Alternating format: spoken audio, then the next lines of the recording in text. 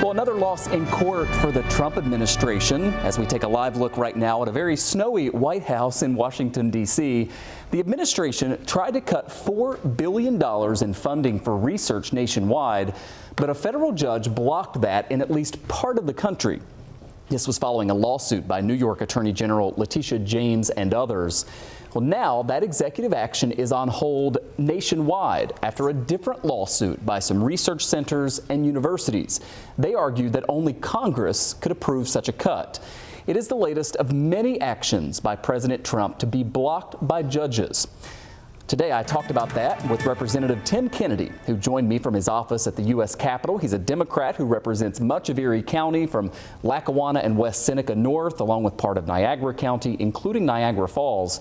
And I started by asking the congressman about the latest controversy at the state capitol, where leaders have backed off a bill that would have kept a Republican-held congressional seat empty until November.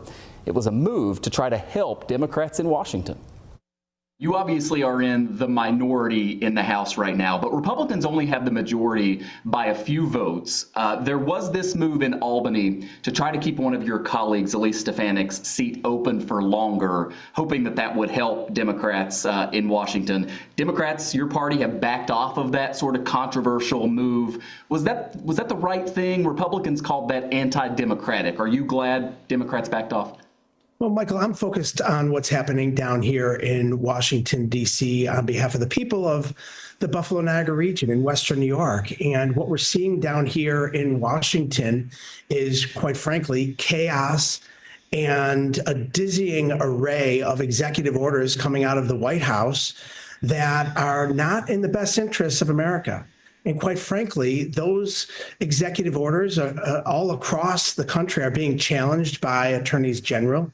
They are being put in a position where they're being halted from being implemented. So we're hoping our courts may bend but don't break when it comes to the upholding of the law in this country. And in that regard, I believe there is hope for the people of our community and the people of this great nation.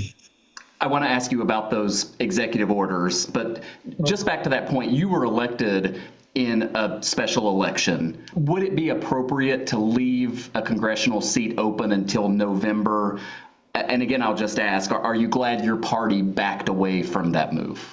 Michael, I'm focused on the work at hand here in Washington on behalf of the people of our community. And, the politics are what the politics are.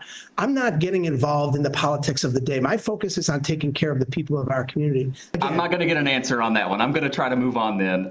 Several moves I'm focusing on, Michael. My job is to represent Western New York. That's exactly what I'm doing. I think right now we're at a critical point in time. Just 3 weeks in, where we're seeing a dizzying array of executive orders that are not good for our community, certainly, and we're challenging them at every turn. Several moves by the Trump administration, some of which you've mentioned here, have been blocked by federal judges. We're talking about the funding freeze, efforts to get rid of birthright citizenship, to gut USAID, to buy out federal employees, to access data at the Treasury Department, to limit research funding at the National Institutes of Health, to send some migrants to Guantanamo Bay. I may be missing some others as well. To be clear, there are some Americans who back these moves, but you represent a Democratic district. Democrats generally do not back these moves, and judges are stepping in. What more can Congress do to fight back, absent what's happening in the courts? Well, again, when the Republicans have a majority in the House of Representatives and in the Senate with the Republican president of the United States, and they are not acting as the check that Congress is supposed to be, then what we have is our voice. Even though we're in the minority, we have our voice. We have litigation in the courts, and I think you've seen dozens of attorneys general across this country challenge these illegal executive orders and have won in the courts. Time after time after time, the judicial system has worked. So there is certainly hope in this country, but I have greater hope. I have hope that my colleagues on the other side of the aisle will finally see that what the President of the United States is doing that is being upheld in a bipartisan fashion in the court is illegal. And hopefully they'll have the courage to stand with us and push back on these illegal acts and hold the president in check. I'm holding out hope, Michael. In response to some of those losses in court that we mentioned, the Vice President, J.D. Vance, posted on X, quote, "Judges aren't allowed to control the executive's legitimate power."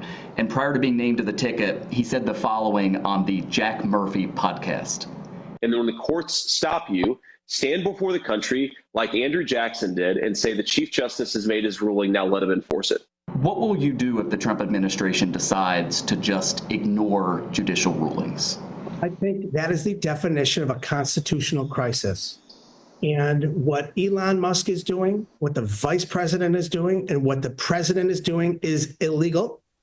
The courts, in a bipartisan fashion, Republican and Democrats are standing up and they're saying, you cannot do this. But what we need to do, and this is where I started, and this is at every single turn, we need to hold this administration accountable while they're putting forward this dizzying array of executive orders to their word throughout the campaign, which was that they're going to lower the cost of goods and services in this country. They have done nothing.